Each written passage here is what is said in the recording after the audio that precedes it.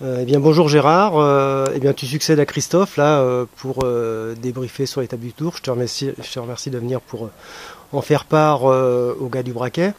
Tout d'abord, avant d'aborder l'étape du Tour, on va peut-être, parce que c'était un de tes gros objectifs, mais tu en avais d'autres. Parle-nous un petit peu de tes autres objectifs au niveau national, comment ça s'est passé? Ouais, bonjour Gérard. Oui, j'ai participé aux 2 championnats de France. Donc d'abord championnat départemental du Loiret, puis après championnat régional où j'ai fait 3e.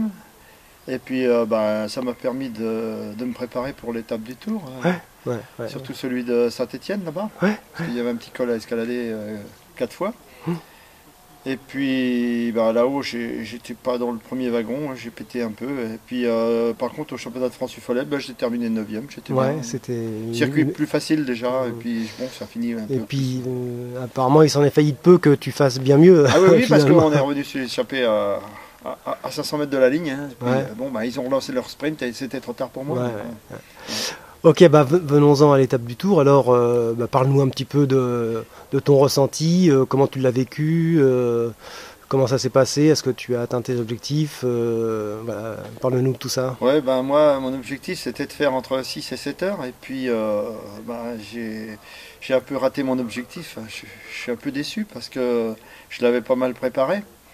Et puis, j'ai été un petit peu négligent sur la tenue, puisque j'avais pas de manches longues, j'avais pas de vêtements de pluie. Et avec le temps que nous avons eu, c'est pour tout le monde, mais bon, moi j'étais vraiment tétanisé, très mal. Et quand je suis arrivé à Hautacam, j'ai regardé mon compteur et j'ai pédalé que 6h30. Quoi. Donc ça veut dire que j'ai presque 40 minutes d'arrêt. Donc j'ai commencé à faire ma première pause à la Mongie, au ravitaillement, 5 minutes. Et là j'avais les muscles gonflés, des crampes, et ça allait très mal. Puis après, pour remonter à la fin du Tourmalet, j'ai été obligé de m'arrêter une fois ou deux ou 3 minutes. Puis après, dans la descente, j'avais très froid, j'étais très mal. Par contre, je me suis refait une santé après dans les gorges. Après Lucin-Sauveur, là j'avais retrouvé le soleil, mes doigts étaient revenus, ça allait bien. Puis après, Hautacam, j'ai grillé le ravito au pied de Hautacam. Puis après, il y avait cette foule là qui était super. Ça, c'était quelque chose de positif. La foule qu'il y avait au pied du col de Hautacam. Ça donne des ailes, ça, pour continuer. C'est formidable, ça, c'est bien. Là, même que tu as t'es mal aux jambes, tu pédales. Et puis après, arrivé à la moitié d'Hautacam, là j'ai coincé net. Je me suis arrêté 10 minutes sur le bord de la route. Après, je repartais 2 km, je m'arrêtais encore 5 minutes.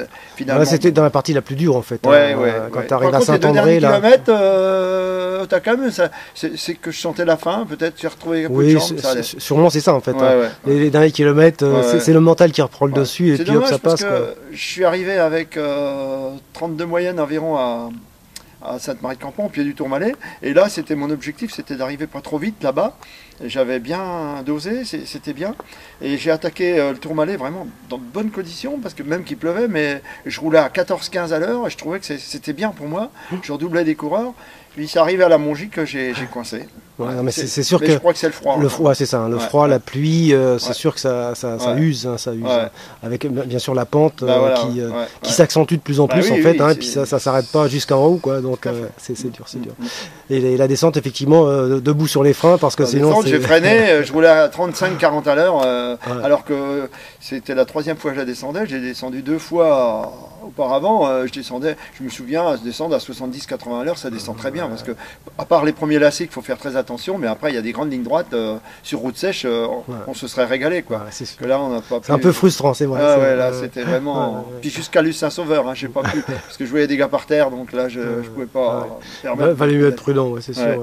Parce que j'ai vu aussi qu'il y avait des gars qui ont été dans le fossé, en fait, après Luz, dans les gorges. Dans les gorges, Moi, j'ai rencontré l'hélico qui nettoyait quelqu'un qui avait passé par-dessus. Bon, ça, c'est. Ça refroidit un peu, quoi. Circonstances du vélo, mais enfin bon. Sinon, sur l'organisation, tu l'avais fait il y a quelques temps déjà. Ça a évolué, j'imagine. Moi, c'était en 94. Ça a bien évolué, quoi. Mais on avait une bonne organisation déjà en 94, et là c'était très bien parce que pas de voiture, rien du tout. D'un point de vue sécurité, c'est vraiment idéal. C'est super quand même. C'est très bien organisé. Non, là c'est vraiment bien. Même pour la redescente du col de Hautacam et tout, c'est sécurisé, c'est très bien quand même. Ok. Et donc prêt pour l'année prochaine alors? Bah on verra, mais bon, ça demande beaucoup de sacrifices parce qu'il faut se préparer à des trucs comme ça. Hein. Si vraiment on veut le faire pour de bon, faut vraiment ça s'improvise bien s'entraîner. Hein. On n'arrive pas comme ça avec des petites coursettes de 50-60 km. Hein. C'est vrai que... C'est sûr. Ok. Et sinon, ta fin de saison, tu as prévu quoi? Qu'est-ce qu'il y a au programme? J'ai encore une dizaine de courses à faire là. Bon bah hier j'ai terminé 4e à Dampierre là, mais je vais faire...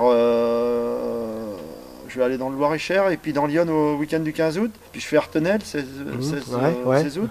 Puis Gien. Puis après je vais enchaîner. J'ai une course à Aubigny-sur-Ner le samedi 29 août là. Puis après je fais notre organisation à Saint-Florent. Puis il y a Courcy. Puis bon, ce que je veux surtout, c'est le challenge du Loiret, là, parce qu'en D2, je suis 2e à 1 point. Ah ouais, donc c'est accessible. Il reste encore quelques courses dans le Loiret, en départemental. Il faut absolument que je m'accroche pour les faire et puis que je termine bien placé, quoi. Ok, écoute, c'est tout ce qu'on se souhaite. Hein, et une nouvelle fois, je te remercie d'avoir accepté ce débrief pour les gars du Braquet. Allez, merci, à bientôt, au revoir. Au revoir.